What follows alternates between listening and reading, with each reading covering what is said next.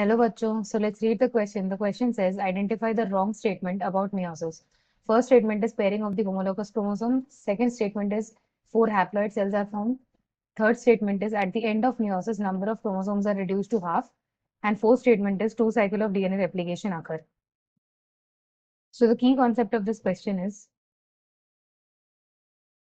meiosis.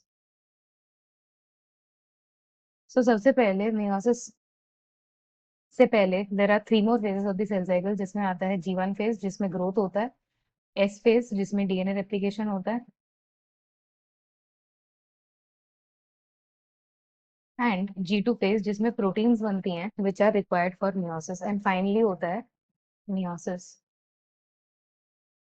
सो जो DNA replication होता है that only happens once per meiosis.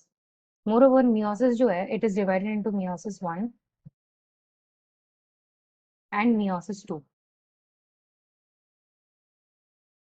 Meiosis 1 में सबसे पहला जो फेज होता है उसे बोलते हैं प्रोफेज.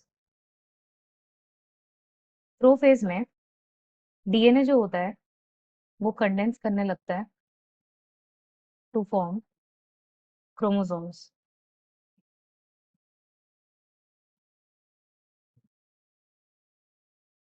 मोरोवर प्रोफेज में ही जो होमोलॉगस क्रोमोसोम्स होती हैं वो पेयर करते हैं.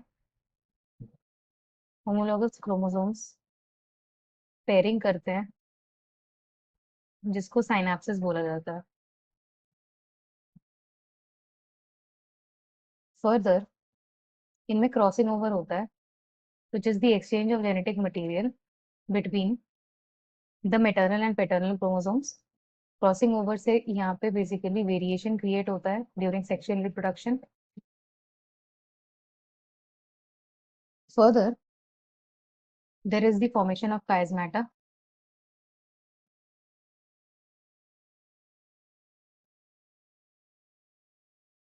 And the terminalization of काइजमेटा.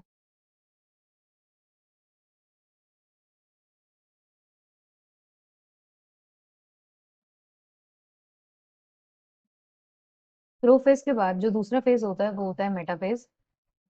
Metaphase 1 में जो होमोलॉगस क्रोमोसोम्स होते हैं they arrange themselves at the equator. The homologous chromosomes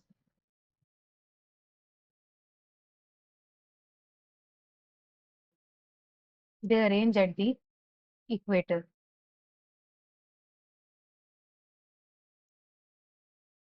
anaphase 1 में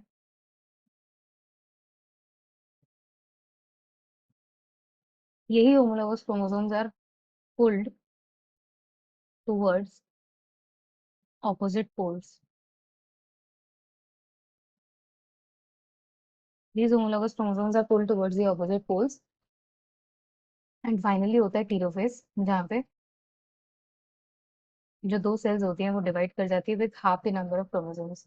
यहाँ पे साइटोकाइनेसिस होता है एंड डीकंडेंसेशन ऑफ क्रोमोसोम्स होता है.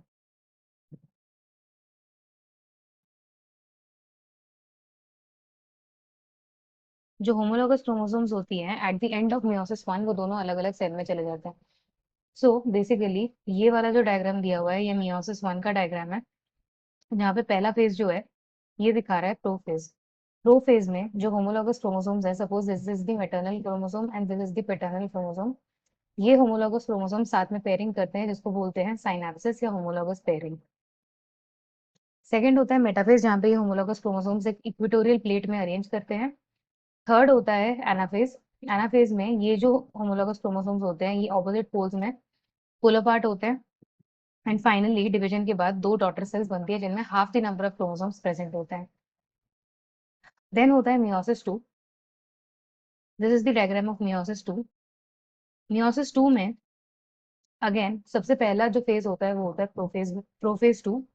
प्रोफेज 2 में वापस जो क्रोमोसोम्स होते हैं वो कंडेंस करने लगते हैं. However between meiosis 1 and meiosis 2 यहाँ पे कोई और रेप्लिकेशन नहीं होता. मियोसिस 1 के बाद डायरेक्टली मियोसिस 2 होता है. यहाँ पे कोई भी रेप्लिकेशन इवेंट नहीं होता. सो प्रोफेज 2 में जो ऑलरेडी होमोलॉगस क्रोमोसोम्स यहाँ प्रेजेंट थे ये होमोलॉगस क्रोमोसोम्स जो यहाँ प्रेजेंट थे वही वाले होमोलॉगस क्रोमोसोम्स यहाँ से डायरेक्टली अब जाते हैं मेटाफेज 2 में कंडेंस होने के बाद. मेटाफेज 2 में ये वापस इक्वेटर पे अरेंज करते हैं एंड स्पिंडल फाइबर इनसे बाइंड करता है सेंट्रियोल से। देन एनाफेज 2 में they are pulled apart. What actually is pulled apart in the anaphase is sister chromatids.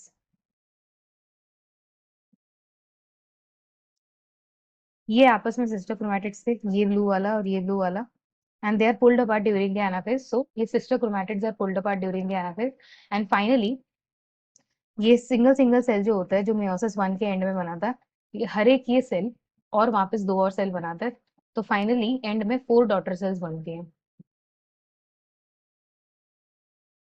More over ये जो 4 डॉटर सेल्स बनती हैं, इसमें जो क्रोमोसोम कंटेंट होता है वो हाफ होता है।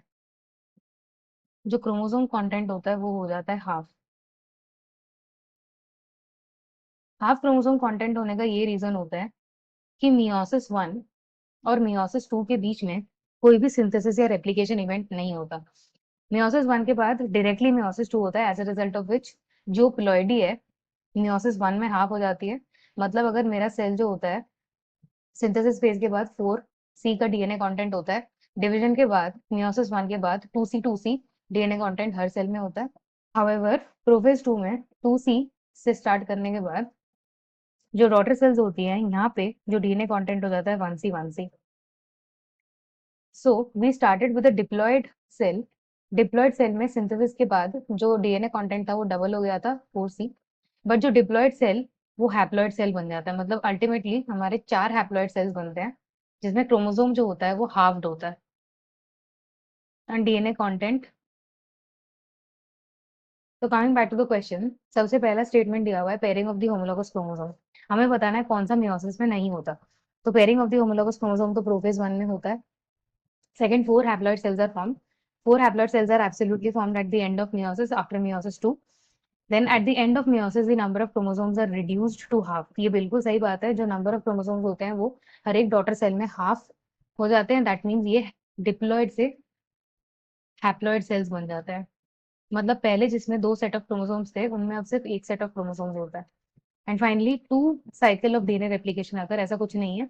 डीएनए रेप्लिकेशन सिर्फ और सिर्फ सिंथेसिस फेज में एक ही बार होता है, मियोसिस 1 और मियोसिस 2 के बीच में नहीं होता। So the final answer for this question is option D. Hope you understood well. Best of luck.